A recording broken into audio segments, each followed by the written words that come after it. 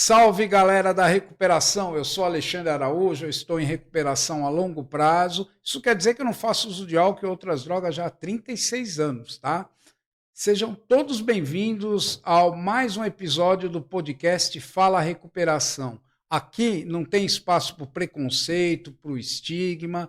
A nossa missão nesse programa é criar uma cultura de recuperação, onde qualquer pessoa que possa vir a ter problema com álcool, droga, comportamento compulsivo, possa pedir ajuda sem sentir vergonha, sem sentir medo, sem sentir rejeição da sociedade. Essa mesma sociedade que produz a dependência e que depois rejeita o dependente. Hoje eu estou muito feliz que eu estou trazendo uma convidada especial para vocês. A história dela já me emocionou muito e eu vou pedir para que ela se apresente. Olá a todos, meu nome é Ana Sofia, tenho 26 anos, estou em recuperação também, estou limpa faz 1 ano e 3 meses. Um ano e 3 meses. E olha, Ana, primeiramente eu queria assim começar o programa, que provavelmente eu tenho plena convicção que vai ser ouvido pelos seus pais, mandar um abraço para a Natasha e para o Luiz e dizer para eles que eu compartilhei daquilo que você me falou, né? Que teu pai está vivendo um sonho.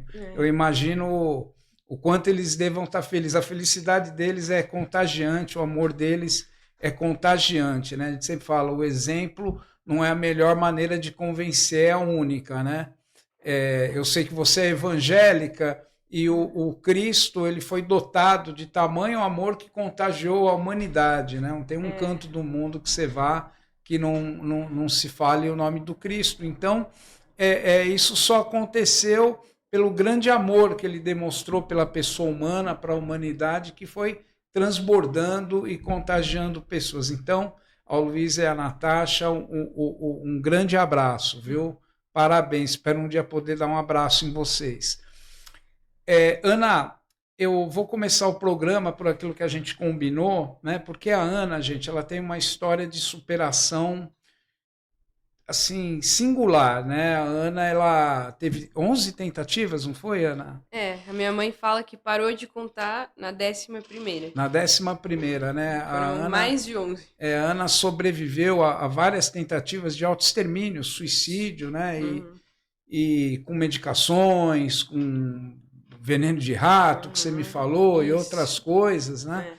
E sobreviveu e passou por internação. Em um determinado momento da vida, ela teve o que a gente chama, algumas pessoas chamam de conversão, outras de despertar espiritual, outras de insight, mas na verdade a tua vontade de viver foi muito maior que a vontade de morrer, e você se apegou a um poder muito maior que você, que te trouxe a vida novamente. Então eu queria que você contasse um pouco dessa história, e no nosso bate-papo eu vou te fazendo algumas perguntas, tá bom? Beleza. Acho que você resumiu bem, deu uma boa introdução, né? E a verdade é essa, antes eu não via nenhum motivo pra estar no mundo, pra viver. Minha vida não fazia sentido nenhum. E como é que começou isso? Fala um pouco como você era pequena, como é que era? Pequena? Eu era uma criança bem alegre, assim. Eu gostava muito de dançar, sempre fui bem artista, assim. Uma criança bem, eu diria, fora da curva, sabe?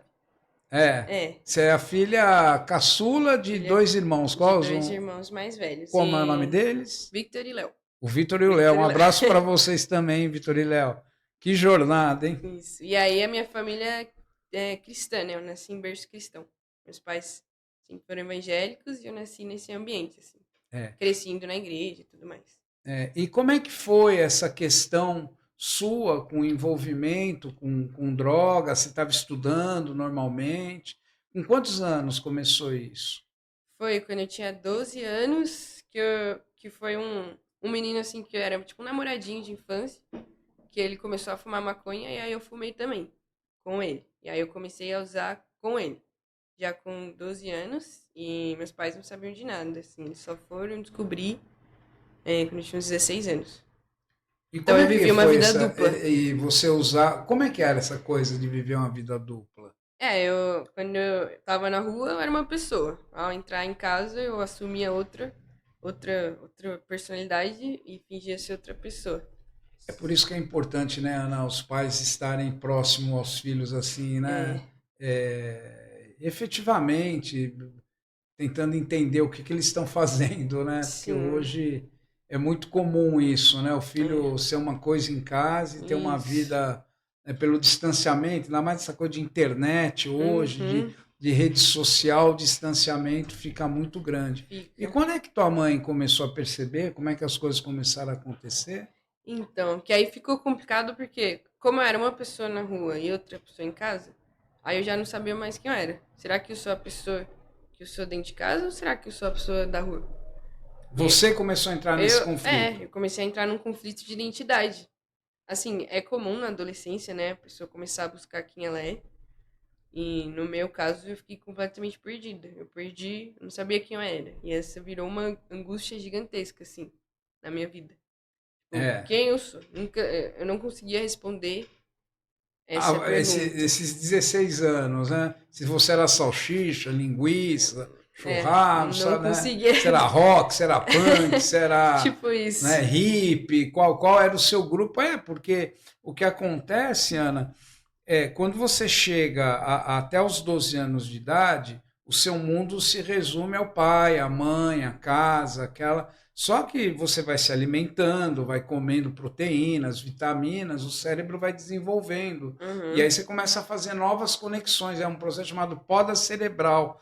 O Uhum. cérebro vai se formatando e você vai abrindo a cabeça. Aí você começa a ver a casa do outro, a roupa do outro, Uhum. sabe? Acha que a casa do outro é mais legal, que tua vida não é bacana. Então Uhum. você está retratando realmente o que acontece. Sim. Eu mesmo, com 12 anos, eu vi uma foto de um cara chamado Sid Vicious, de uma banda chamada Sex Pistols de punk rock, Uhum. fica cheio de alfinete, ele com o cabelo arrepiado, com um cadeado no pescoço. Falei, putz, é isso que eu quero ser na vida.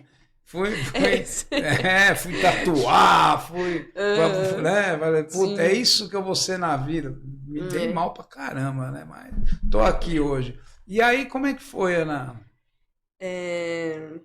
É... acho que essa pergunta, quem eu era, me angustiava muito, sempre me angustiou. E depois, outras perguntas existenciais, né? Sim, Ué, da onde eu vim?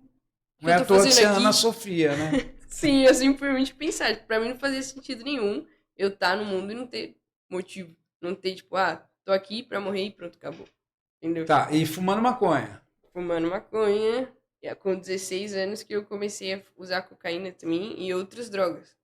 Alucinógenos, MD, todas essas. Fui explorar o mundo das drogas, né? Ah, você fez um mergulho, né? Fiz. E aí foi que teus pais descobriram. Aí foi ficando cada vez mais difícil esconder, né? Quando abriu tanto leque assim, eventualmente a minha mãe começou a suspeitar que tinha alguma coisa de errado. E foi um choque muito grande pra eles, né? E aí eles optaram te levar no médico.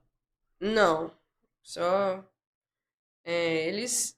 Eles, naquela época, eu falei que eu ia parar e tudo mais, eles acreditaram e eu continuei fazendo, assim, sabe? E isso Escondido. só foi agravando, né? Foi só E agravando. quando que começou a efetivamente dar um problema, Ana?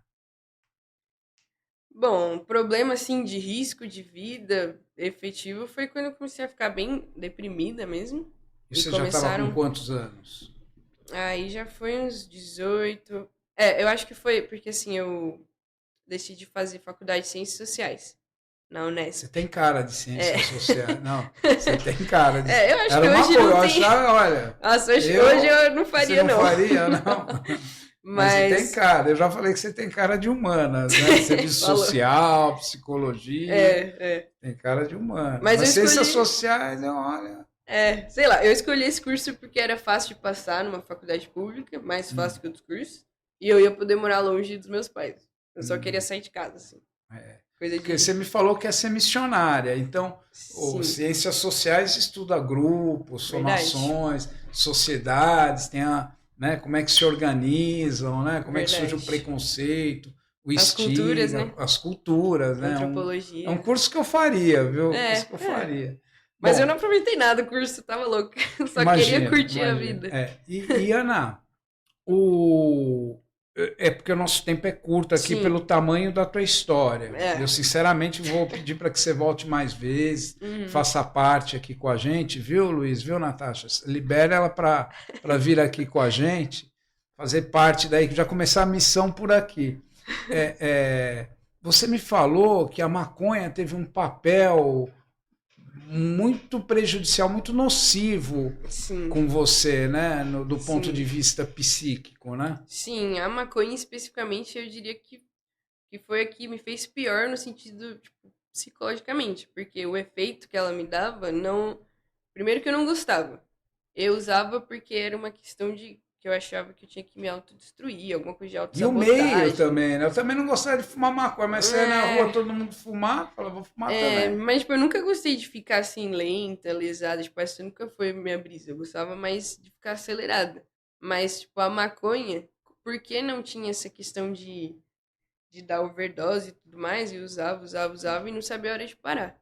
Então a compulsão é, potencializava e eu só usava, usava, usava o dia inteiro. Eu acordava usando, ia dormir usando e usava muito. E aí eu já eu perdi completamente a noção do que era ser sóbrio, sabe?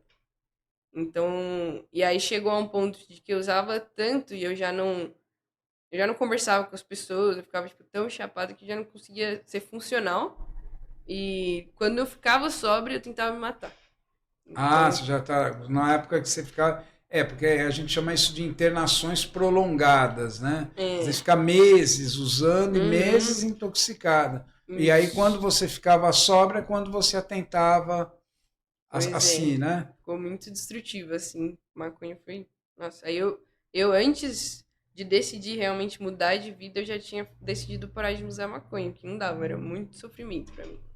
Ela realmente se sentiu que ela foi prejudicial. Foi Não, mas demais. é muito bom você trazer esse relato, porque hoje com essa questão das maconhas, né, e se tiver pai, mãe ouvindo, né, que acha que é natural, que é Uhum. droga leve, gente, nós não sabemos o impacto que grandes quantidades de THC causam no cérebro. Uhum. A gente não sabe, né? E a maconha ela está geneticamente modificada, Sim. a concentração de tetraidrocanabidiol, que é a substância que altera o funcionamento do sistema nervoso, foi tá 100% maior do que era nos anos 70, do movimento hippie. Nossa, não Então, sabia disso. não sabia? Não. É, porque eles mexem na genética. E Uhum. hoje, ainda mais que hoje, você vai, tem cara vendendo semente com tanto, skunk, tá? Sim.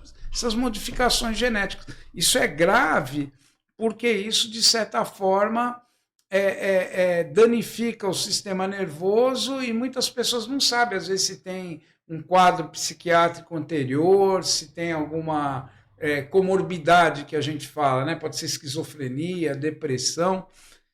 E falando nisso, né, eu estou fazendo essa explanação, Ana, porque também você me disse que nesse período que você começou a fazer esses intervalos e o suicídio começaram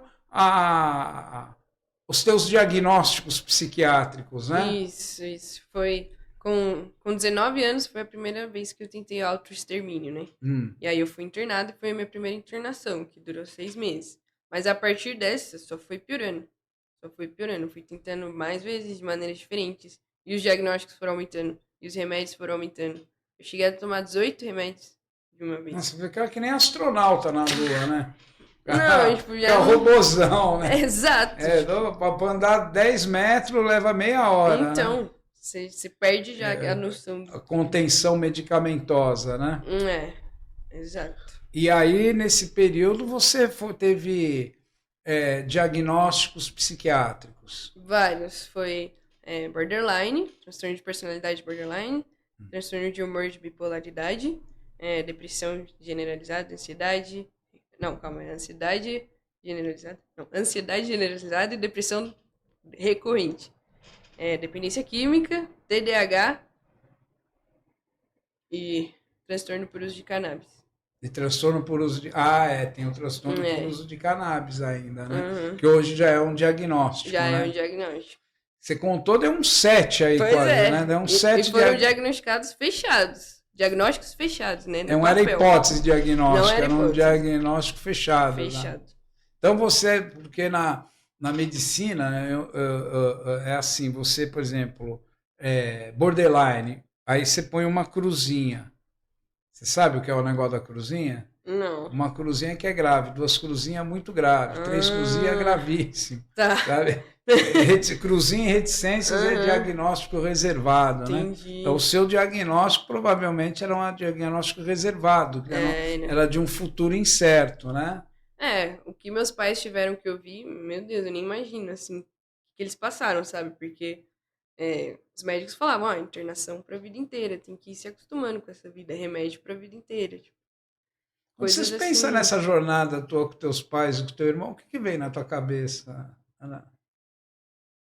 Que é um amor que me constrange, né? Quando eu recusei o amor deles, recusei tudo que eles me deram minha vida toda, eles continuaram me amando. Eles continuaram indo atrás de mim, fizeram tudo por mim pra me resgatar, sabe? Então. Te salvou, né? É o amor. É o amor. E aí, Ana, com todos esses diagnósticos, tudo começaram as internações ou foi decorrente? Foi, com as internações foram vindo os diagnósticos também, né? Dos médicos, das clínicas e tudo mais. Foi vindo um atrás do outro. E assim, o borderline, eles falam que melhora com a idade, né? Mas coisas como bipolaridade, isso não tem cura. Isso não desaparece. Isso é remédio pra vida toda.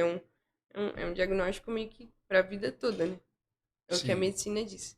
Sim, já é crônico, né? Crônico. Se diz crônico, né? Isso. E hoje eu não tenho esse diagnóstico. Não tenho nenhum desses. A única hipótese diagnóstica de hoje é TDAH. TDAH. Tá café com leite, né? Exato.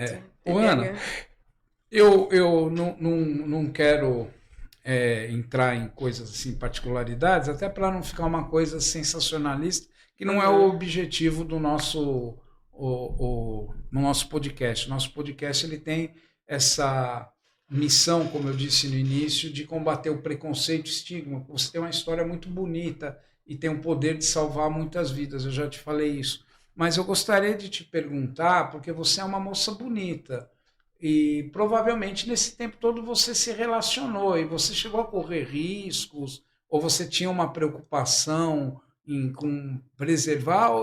Na verdade, você como mulher, você vê vulnerabilidade nas mulheres em relação à dependência química? Com certeza. Acho que tem um perigo a mais, né, por ser mulher. No caso, assim, eu acabei parando na favela, sozinha. Uma mulher sozinha na favela, sob efeito de drogas, né? Isso, se você for parar pra pensar, é muito, muito perigoso. Eu realmente acredito que Deus me protegeu em muitos momentos, sabe? Apesar de que você disse que, assim, eu tenho uma boa aparência, mas na época, se você for ver, é que eu não te mostrei, mas se você for ver fotos, não tem nada a ver com o que eu sou agora, assim. Era o fio da rabiola. Eu antes me vestia de forma muito masculinizada, tinha o cabelo raspado, era outra aparência, assim, outra... Sabe, quando fala assim, mudou até o CPF? Mudou até o CPF. Porque não tem nada a ver. Não tem nada a ver. E você falou pra mim que você tinha uma prática muito grande de ir em favela, até namorou com o polenguinho lá. O queijinho. O queijinho. Sim. E isso na favela, seu barato era favela.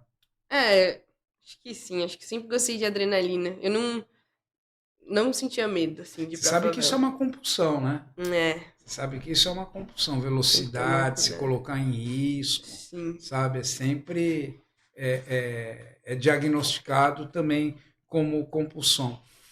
Bom, Ana, eu penso que já deu para a gente conhecer um pouco de você, do que foi todo esse inferno, né? Uhum. Essa questão das tentativas de autoextermínio, mais a frequência em favela, álcool, droga, diagnóstico psiquiátrico.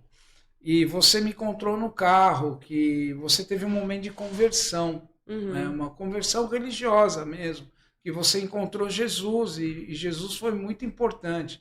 mas também você me disse que Jesus se manifestou pelos seus pais, né? Eu perguntei, mas como é que foi esse ponto? E você me contou a história de como eles te acharam, e Isso. que a partir dali você começou a refletir que tua vida tinha valor. Então, a partir de agora, eu quero conversar com você sobre isso. Uhum. Como que é essa trajetória? Vamos deixar a vida do uso para trás e vamos Uhum. falar um pouco desse momento que você teve de conversão. Me fala um Certo. pouco dele. Então, aí foi quando eu diria que foi o meu fundo do poço, que eu já estava usando droga há tanto tempo e eu desisti, assim, da vida. Eu não conseguia me matar, mas eu sabia que eu não ia conseguir me matar, porque eu já tinha tentado tantas vezes, nunca tinha dado certo.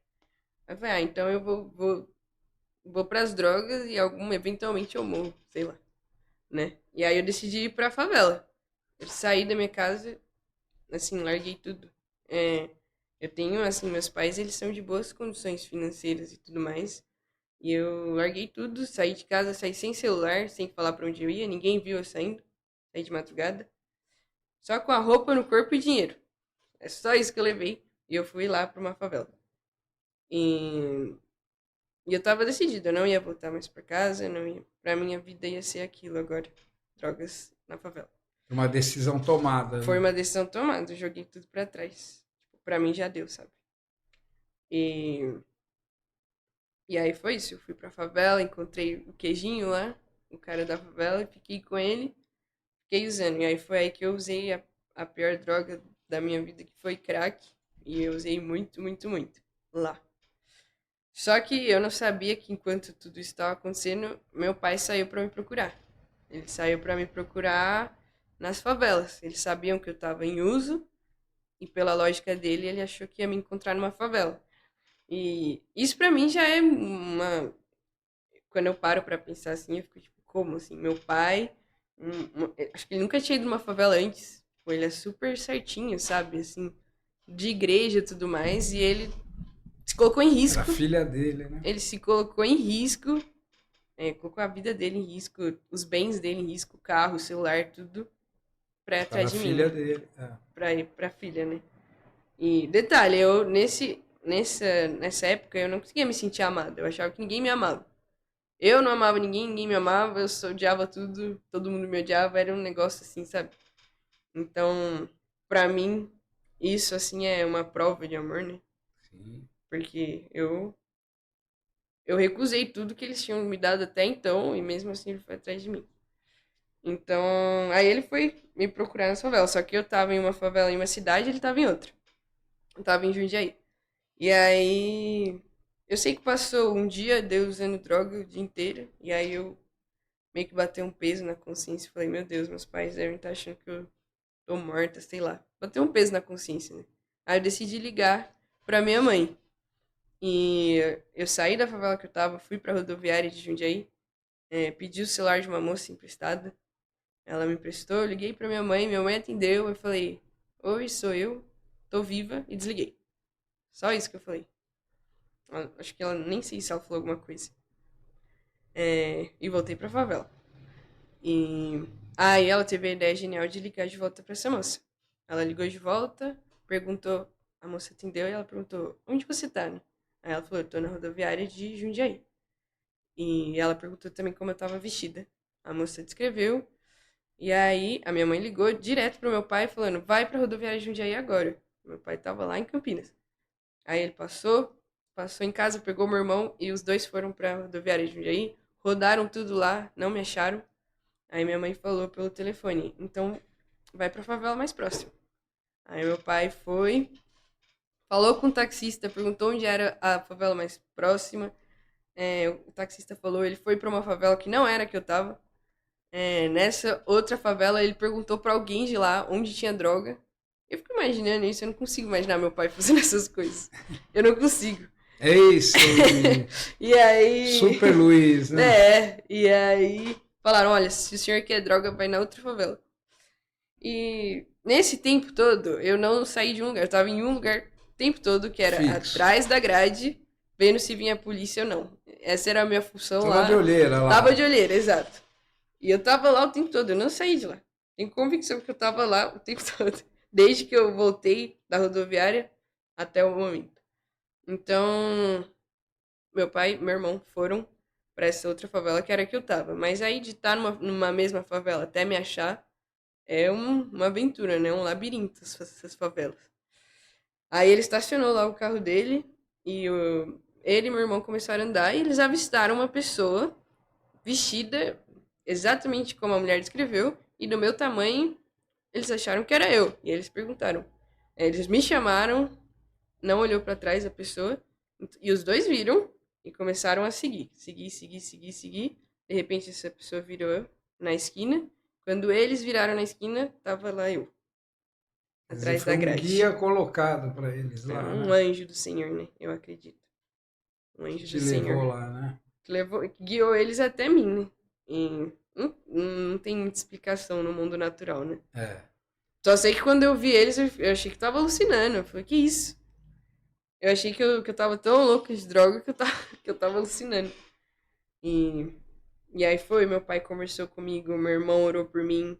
Falaram, vamos voltar pra casa e eu não quis voltar. Na minha cabeça eles estavam contra mim, eles me odiavam, eles queriam fazer algo de mal contra mim. E eu não quis voltar. Eu decidi ficar na favela de noite, dormir na rua, passar por todas as decadências que é, né? Escolher esse tipo de vida. Tem um salário, né? Tem um Tem. preço, né? E aí foi muito degradante, assim. Foi uma É. noite muito E difícil. aí você decidiu, porque nós estamos falando de como que foi tua virada, como foi Isso, aquele processo de conversão. isso. Aí essa história aí é grande, mas eu sei que eu fiquei. Eventualmente eu decidi pedir ajuda. É, A partir desse dia.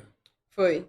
Assim, não foi a força. Eu acho importante destacar isso. Ninguém me levou à força. Eu decidi pedir ajuda, sabe? Eu não decidi sair daquela vida, eu não decidi, tipo, mudar de vida. Eu só decidi pedir ajuda. Foi o que eu tive que fazer, sabe? É tudo. É, Decidiu é tudo, né? exato. É tudo. Então eu penso aqui que um momento muito importante para você foi o momento em que você encontrou teus pais naquela grade ali, que você viu aquilo ficou dando um eco na tua cabeça. Então, pra mim aquilo nem foi tão aquele momento. Foi mais quando eu tava na clínica, depois de tudo isso. Meu pai foi me visitar e ele Hum. contou pra mim toda essa história. Tudo que ele fez. Ah, quando ele te Isso. contou. E naquele momento eu posso dizer que foi a primeira vez que eu senti o toque de Deus, do amor de Isso, Deus. ele disse. Que eu Ah, falei, meu você Deus, fala, isso. Deus assoprou na tua Eu vida. senti literalmente um toque assim no meu coração, sabe? Porque antes Sim, eu sei. ouvia muito falar de Deus, mas nunca tinha sentido nada. Naquele momento eu falei, não, agora eu senti um abraço, realmente um. Um amigo, Armando querido, já falecido, ele fala, quando Deus passa e assopra você. É, Aí você sentiu. E isso. daquele dia você falou, vou tentar mudar de vida, né? Eu decidi abrir meu coração, né, pra esse amor. E daí, como é que foi a construção disso? Aí na clínica eles tinham narcóticos anônimos simulado, né? E eu Hum. me envolvi muito, tava me ajudando muito. Eu fiz o primeiro passo, o segundo passo. E, né, fui fazendo as decisões de admitir que eu sozinha não conseguia fazer nada. Minha vida já tava completamente fora de controle. E aí na clínica eu abri meu coração mesmo pro poder superior. Quando eu saí da clínica foi que eu falei, meus pais vão na igreja evangélica, vou aproveitar e ir com eles, mas eu não sabia ainda que Deus eu queria, sabe? E, e o primeiro mês depois da clínica foi muito difícil, eu tive muita vontade da droga, muita fissura. E aí teve um dia específico que eu saí com a minha bicicleta atrás de droga, e eu não tinha dinheiro, eu ia trocar minha bicicleta por droga, só que eu fui atropelada. E aí foi, tipo, muito feio. Tipo, o carro bateu com tudo em mim. Eu saí voando. Passei por cima do carro. Me espachei no chão. E não aconteceu nada comigo. Tipo, ficou Mais um um outro sinal, arranhão. né? Foi outro sinal. E aí, só que a bike destruiu. Só ficou eu lá, tipo, intacta. E aí eu falei, nossa, Deus. Eu sabia que tinha sido Deus, sabe? Mas eu falei, ô Deus, eu nem pedi pra isso. Eu queria usar droga. Eu não pedi pra você me salvar. Mas eu já tava reconhecendo o mover de Deus na minha vida. E aí, 5 dias depois, foi que o meu melhor amigo, meu primo, veio a falecer. Ele passava pelos mesmos problemas que eu, bem parecidos. Só que ele conseguiu, né? E ele conseguiu. E aí, pra mim, aquilo foi muito Quando a impactante. gente fala que ele conseguiu, você que está ouvindo a gente, que ele conseguiu o suicídio mesmo. Né? Eu acho que sim. E aí foi muito impactante pra mim. E, lógico, eu fiquei devastada. Mas foi ali que eu decidi falar, olha, por honra ao meu primo, por honra a tudo que ele viveu e o destino dele, eu vou fazer diferente, sabe? Você transformou, né? Isso é um processo de transformação. É. Você foi resiliente. Você sabe, resiliência é um termo usado da física, porque na física resiliência é quando o mineral, o minério é exposto a alguma força natural, fogo, gelo, ele se transforma, mas mantém a mesma estrutura. Por exemplo, água, vapor, ela é sólida, líquida, gasosa, e é a água, o aço também. Você faz carro, faz motor e continua sendo aço. Então, resiliência é quando você pega uma dificuldade, por exemplo, nem você falou, que é a morte do seu primo querido e transforma em algo de bom. É, porque eu já tinha usado tudo que acontecia na minha vida, eu usava pra me afundar, sabe? Naquele momento eu falei, não, cansei. Cansei de usar tudo pra me afundar. Dessa vez eu vou, mesmo que seja a pior coisa que eu já passei na minha vida, eu vou usar pra me erguer, sabe? E deu certo, né? Aí foi pela graça de Deus. Porque eu comecei a ler a Bíblia a partir desse dia. E quando eu li na Bíblia que Jesus era o Cordeiro de Deus que veio no mundo pra morrer pelos meus pecados, aí eu falei, é isso, sabe? Quando vem uma convicção no seu coração. Você entendeu. Aí abriu uma nova perspectiva. Foi. E como é que está sendo a partir de agora, Ana Sofia? Como é que está sendo essa vida agora? É outra vida, né? Tem nada a ver com a... Sim, é dessa que a gente precisa saber. A gente diz, né, que é um novo nascimento. É como se eu tivesse nascido de novo pra esse mundo. É o mesmo mundo, mas eu tô completamente diferente. Sim. Porque agora eu tenho as respostas das maiores perguntas, né, que me afligiam. Agora eu sei quem eu sou, eu sei por que eu tô aqui, eu sei pra onde eu vou.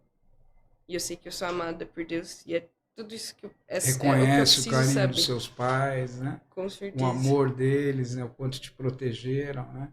E os diagnósticos psiquiátricos, como é que ficaram aí? Então, o meu psiquiatra fala, né? A medicina não explica. Não explica o que aconteceu com você, porque já não tem mais nenhum diagnóstico fechado. E dos 18 remédios que eu tomava, eu tomo um, que é pra dormir. Só. Não sinto vontade de usar droga. Não aprendo todos os dias a lidar com meus sentimentos, sabe? E é tudo porque agora eu tenho um amigo, um Jesus. Meu Jesus, que me ajuda em todos os momentos. E você tem a perspectiva agora de ser uma missionária, que você estava falando para mim, né? Isso, agora eu tenho sonhos, né? Uma perspectiva de vida. Eu sei para onde eu quero ir também.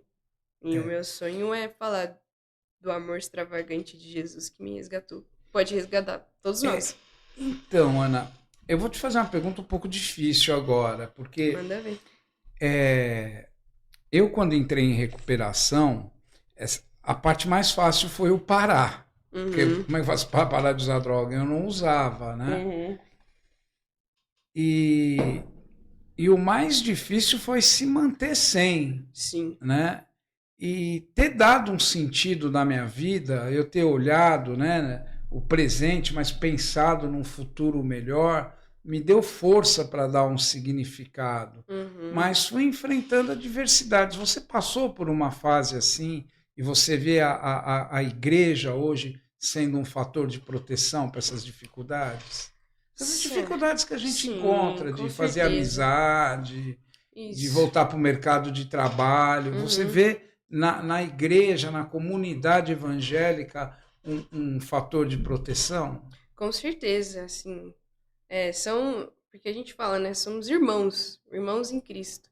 Então é uma família mesmo. Eu ganhei uma nova família. E por onde eu for no mundo, tem essa família. E é um apoio, assim, que se eu não tivesse, com certeza, a vida estaria muito, muito mais difícil. E eu vou te falar, sabe, Ana, a ciência, ela descarta a questão da existência. Claro que individualmente o cientista pode ter a crença dele e tudo, mas do ponto de vista científico não se explica.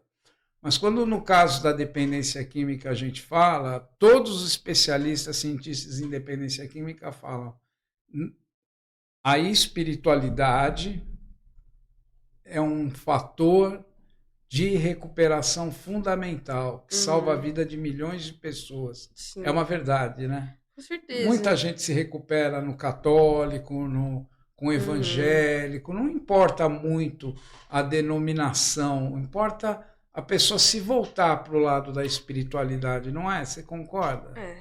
Assim, eu tenho a plena convicção de que, assim, a denominação realmente não importa muito. O que importa é Jesus. Jesus é o caminho, ele é a verdade e a vida. É que nem eu falo para todo mundo, outro, né? Assim. Não existe gay, não existe lésbica, não existe hétero, não existe binário, não binário, existe pessoa humana, né? Existe filho de Deus, sim. né? Então você pode ter igreja menonita, quadrangular, batista, assembleia, congregação, e é importante que tenha para cada um encontrar o grupo que ele mais se adeque, né? Demais que ele possa se adequar. São várias portas abertas. Você mesmo me disse, quando a gente estava vindo, que você foi em uma que você não se adapta bem, mas que você conheceu uma outra que você se adapta melhor. Acho que esse que é o mais importante, né? Acho que a questão é que eu usava... Por que eu usava droga? Eu tinha um vazio gigantesco dentro de mim. E eu queria encher esse vazio de alguma forma. E aí acontece que esse vazio tinha o formato de Jesus. Quando Jesus entrou, não quero preencher mais nada. Tô cheio. Tô cheia. Minha vida tem sentido, sabe? E quais são os projetos para agora, para esses próximos anos?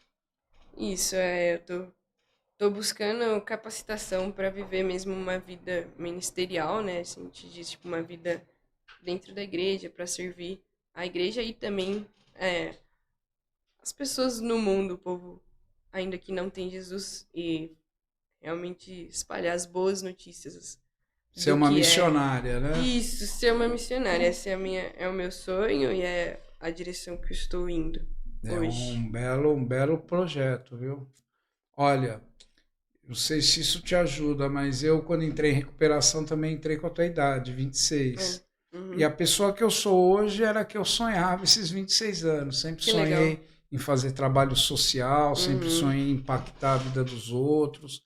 E hoje, 100% da minha vida é ligada à dependência química e eu olho para trás e falo, puxa, que legal, consegui, estava no caminho certo. Então acredita, porque futuro não é adivinhação, não é carta, futuro é uma projeção do presente, né? O que você fizer hoje, você pode falar isso lá na frente, vai me dar resultado, tá? Sim. Ana, muitas mulheres aí, você sabe que aumentou muito o consumo de álcool e droga com mulheres, né? O que você diria para essas moças que estão... Eu diria que muito que nos impede de pedir ajuda e abrir nosso coração para quem realmente pode ajudar, que é Jesus, é que a gente se sente impura, a gente se sente errada, a gente se sente... Tipo, por que Jesus ia me querer do jeito que eu tô assim? Escolhendo péssimas escolhas e jogando minha vida no lixo, sabe? Mas isso que eu mais gosto de Jesus, ele não tá interessado em como a gente tá agora. Ele na perfumaria, né? Jesus tem outros olhos pra gente, né? Jesus não me vê igual você tá me vendo agora. Jesus me vê com outros olhos, e são olhos de amor. E ele não só me vê com esses olhos de amor, ele vê todo mundo assim. Sim, Então, ele não quer que a gente melhore e depois chegue até ele. Ele quer a gente do jeito que a gente tá agora. E ele faz todo o trabalho. Isso é muito libertador pra mim. Então você diria para essas moças, para elas abrirem o coração, é isso? Abrirem o coração para Jesus. Não é tudo que ele precisa, é só um sim. Ele bate na porta, a gente só precisa abrir. E para os pais, para as mães, de pessoas, de familiares, de pessoas que estão com problema com álcool e droga, o que você diria? É muito difícil, essa situação de você conviver com uma pessoa assim, que tá sofrendo tanto. E é muito difícil também amar essa pessoa. Eu sei que os meus pais falam que o amor que eles tiveram comigo foi sobrenatural, né? Foi um amor que veio de Deus. Porque é realmente difícil amar pessoas assim, mas o amor justamente é a chave. Se você faz uma pessoa que se odeia se sentir amada, você traz ela de volta, né?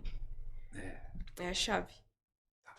Ana, nós chegamos agora no término do nosso programa. Passou rapidinho, né? Eu tinha um monte de coisa aqui para te perguntar, mas hoje nós vamos ter que encerrar sem completar o programa, mas você já está convidada, tá? Dá aí porque esse vai ao ar semana que vem, a gente dá mais uns meses, eu vou te chamar de novo. Beleza. Aí tomara que a gente não pegue esse trânsito que a gente pegou hoje. 2 horas e meia no trânsito. São Paulo, né? A Ana mora a Ana Sofia mora em Vinhedo.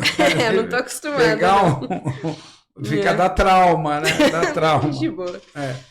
Ana, deixa uma mensagem para as pessoas, que estão usando, que querem entrar em recuperação, que ainda tem vergonha, que ainda não pediu ajuda. O que você falaria para as pessoas? Falaria assim, não só como é possível, sabe, mas o caminho é certo. E se Deus fez comigo, Ele pode fazer com qualquer pessoa. Ele não tem prioridades. Inclusive, Ele não só pode, como Ele quer. Ele quer ajudar todas essas pessoas. Ele quer salvar todas essas pessoas. Agora eu queria te pedir também, para finalizar, que você mandasse uma mensagem, porque eu sei que eles vão ver esse programa. O que você gostaria de dizer para os seus irmãos e depois para os seus pais? Primeiro, para os seus irmãos. O que você falaria para o... Como é o nome deles? O Léo e o Victor. O Léo Victor e o Léo. Que virou a irmãzinha dele aí nessa jornada, que ela é a caçula. Bom, eu já pedi perdão para eles, eu já falei quanto eu sou grata para eles, mas eu só diria que o amor que eu tenho hoje por eles é tão, tão, tão, tão grande que hoje, com meus olhos abertos, eu consigo ver tudo que eles passaram, tudo que eles fizeram por mim, e que hoje tudo que eu tenho por eles é amor, sabe? E é também um amor assim, que tipo, eles podem fazer o que for, eu vou continuar amando. E pro pai e pra mãe, pro Luiz e pra Natasha. É difícil, né? Mas escolher umas palavras, mas que hoje acho que já seria impossível eu não amá-los. E que eu amo o jeito que a gente está reconstruindo nossa relação, cada dia mais, reconstruindo a confiança, reconstruindo o amor, e que eu amo fazer isso com eles todos os dias. Ana, eu insisti muito nessa questão da tua família, mas não foi por acaso, porque é uma história bonita que muitas pessoas precisam ouvir, né? Eu diria que seu pai e sua mãe estavam no vale da sombra da morte. Sim. E conseguiram se reerguer, conseguiram ver luz, né? E que isso não é uma especificidade que pode acontecer com milhares de pessoas, milhões de pessoas, como acontece. Né? Eu creio que eu e você, que a gente está em recuperação, a gente sempre está encontrando pessoas que se superaram. E que a família é fundamental, isso, né? Com certeza. Ontem eu estava com o menino que veio com nós, menino não, que é um marmanjão, né? O Rodolfo, que participou aqui do programa, eu também levei ele para ver os pais dele. Nossa, você precisa ver que bonito. O pai e a mãe abraçando, a irmã abraçando, chorando, me abraçou, falou no meu ouvido, obrigado pelo que você está fazendo pelo meu irmão, eu te agradeço pela eternidade. E não se trata disso, de agradecimento, né? O que eu penso que é muito importante é as pessoas saberem que é possível recuperar o lar, recuperar a família, que os laços afetivos podem ser realmente um fator de proteção e de recuperação. Essa história é sua, realmente, quem ouve, que nem eu que estou na área da saúde há 30 anos, nossa, se eu pegasse um prontuário seu, com tanta tentativa de suicídio, com tanto diagnóstico, eu falava... Agora não, agora eu já mudo, né? Uhum. Eu já não, olha, Sim. gente, eu já conheci pessoas que entram em recuperação, né? É Isso possível. é possível, isso muda muito história. Então eu agradeço você, eu agradeço pela sua participação, tá Poxa, muito bom? obrigado. Obrigado Tá? pelo convite. E você que está nos ouvindo pelo podcast Fala Recuperação, eu agradeço a sua participação e peço para que você curta, né, e se inscreva, compartilhe, chame outras pessoas para ver, porque quanto mais pessoas verem o programa, o podcast Fala Recuperação, mais pessoas vão poder se beneficiar com Isso. histórias como a sua. Obrigado a todos e até o próximo podcast Fala Recuperação.